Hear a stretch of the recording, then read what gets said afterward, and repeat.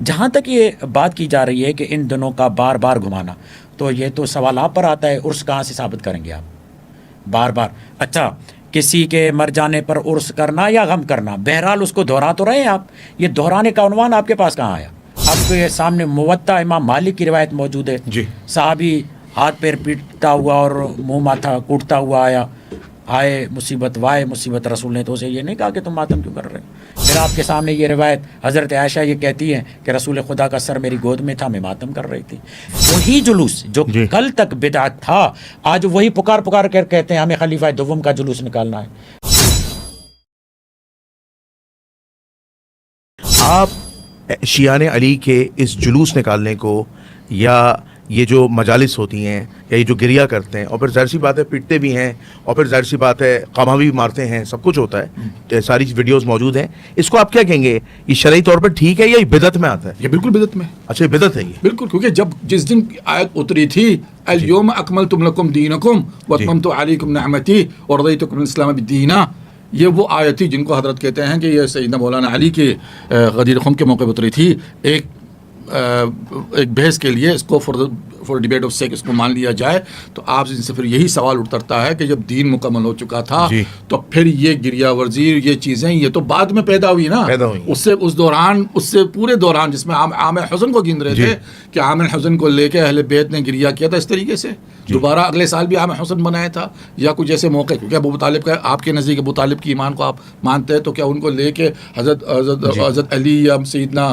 رسول اللہ صلی اللہ علیہ وسلم وہ گریہ کرتے تھے اس دن؟ جی یہ تو ہمیں نہیں ملتی روایت، مگر ان کی کوئی روایت وہ پیش کرے، لیکن یہ جب آیت اتر گئی تو اس کا مطلب ہے کہ اب جو کچھ ہوگا وہ بدعت ہوں گی۔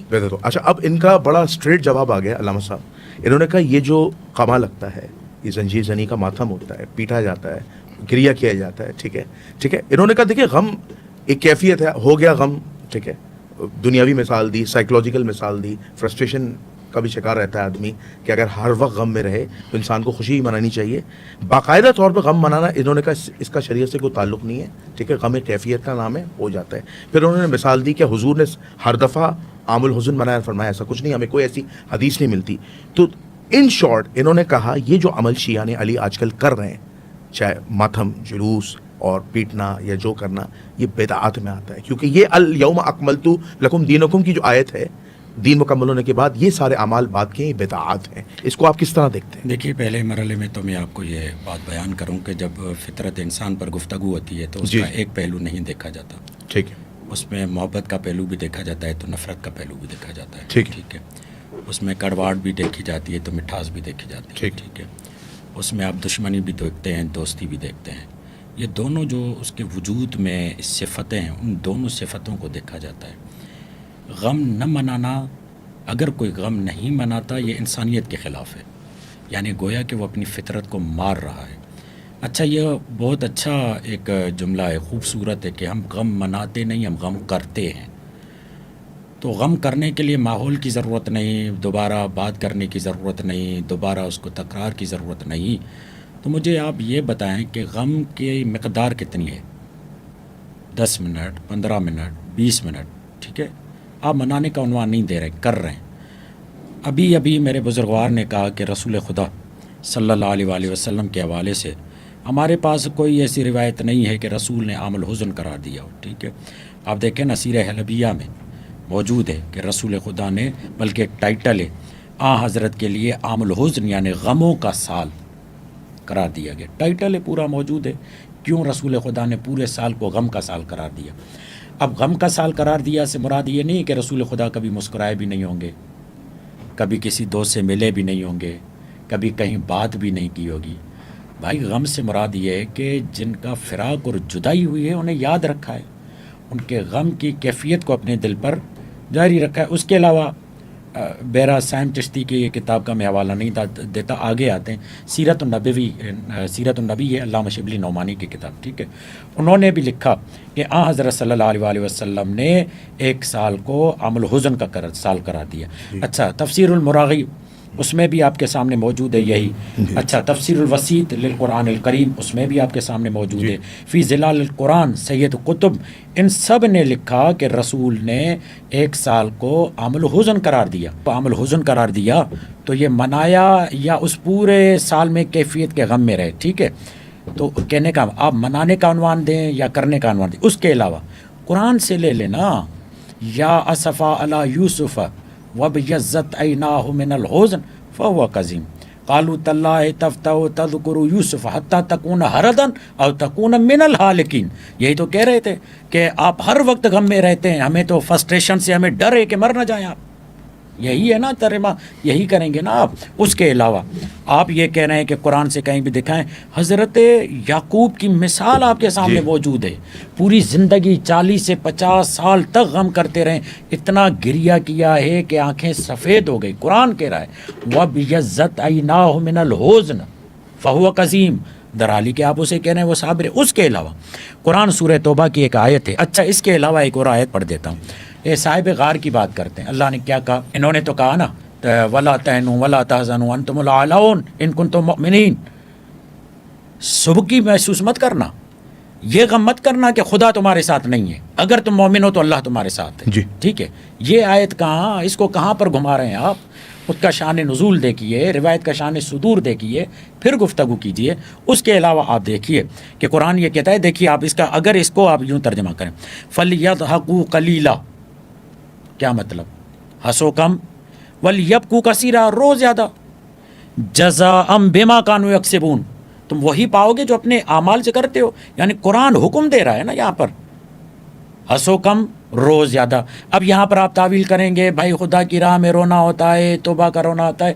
بات یہ نہیں ہے کہ آپ کس پر رو رہے ہیں, بات غم کی ہے.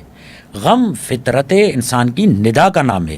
اب یہ نہ کہیں کہ حضرت صاحب غار کو کہا گیا فلا تحزن ان اللہ معنا, خبردار تم غم مت کرو, اللہ ہمارے ساتھ ہے. وہاں پر جو غم ہے اس کی کیفیت اور اس کا عنوان الگ ہے.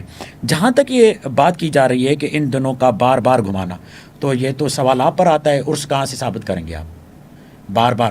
اچھا کسی کے مر جانے پر عرس کرنا یا غم کرنا, بہرحال اس کو دہرا تو رہے ہیں آپ, یہ دہرانے کا عنوان آپ کے پاس کہاں آیا.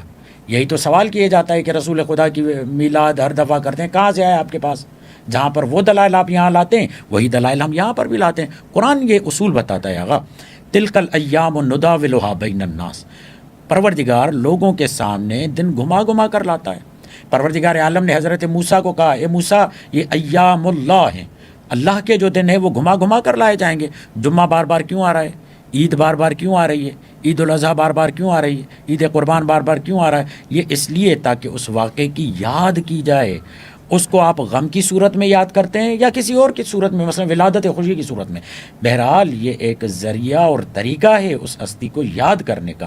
اب معاملہ یہاں پر آتا ہے کہ آپ کے غم کی کیفیت کیا ہے, آپ کتنا غم آگے بڑھ جاتے ہیں, کتنا غم کرتے ہیں, یہ اس کے امتحان پر ہے.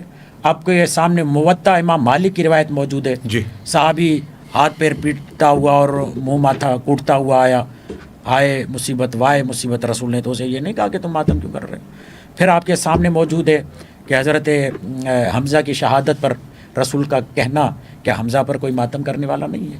پھر آپ کے سامنے یہ روایت حضرت عائشہ یہ کہتی ہیں کہ رسول خدا کا سر میری گود میں تھا, میں ماتم کر رہی تھی.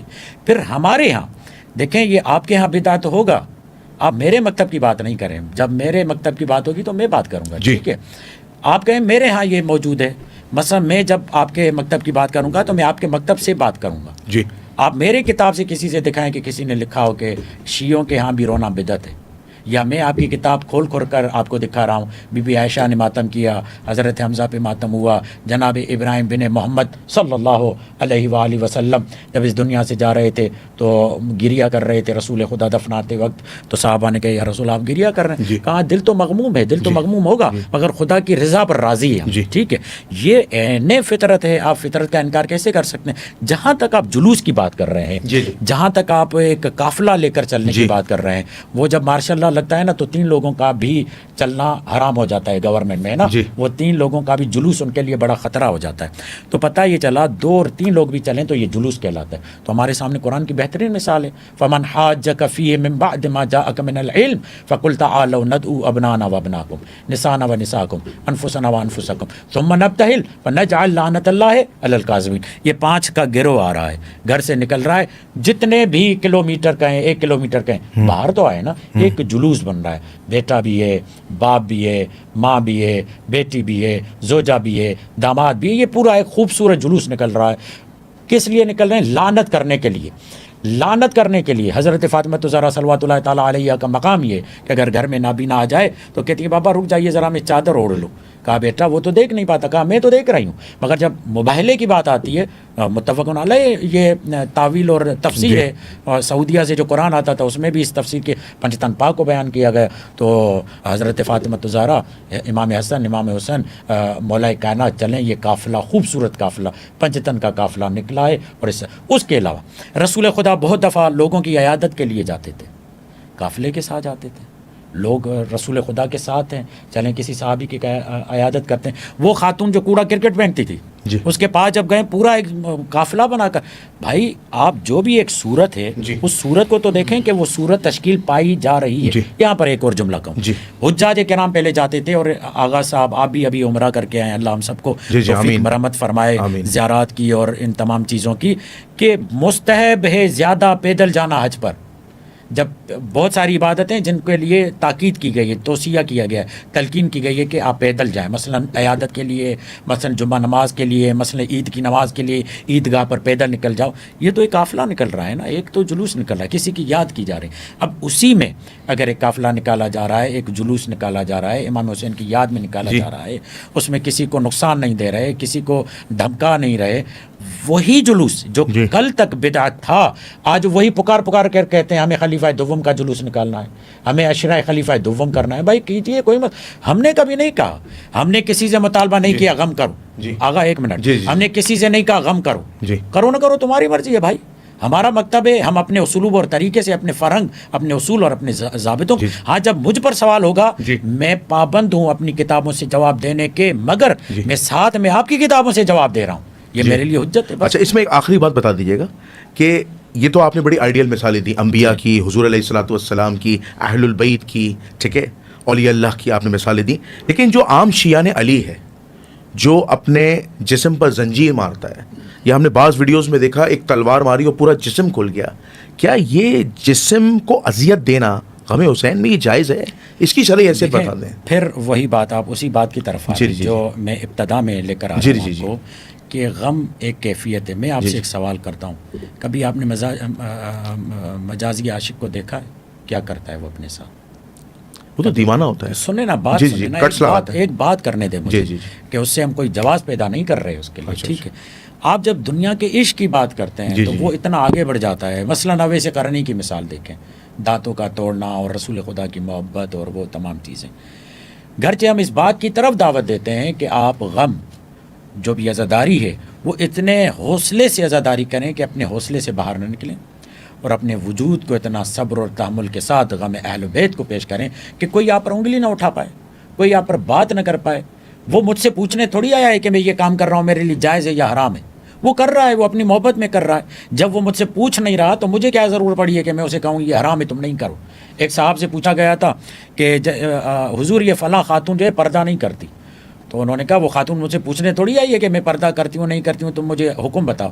وہ تو تب بتاؤں گا نا جب وہ مجھ سے پوچھنے آئے, ٹھیک ہے.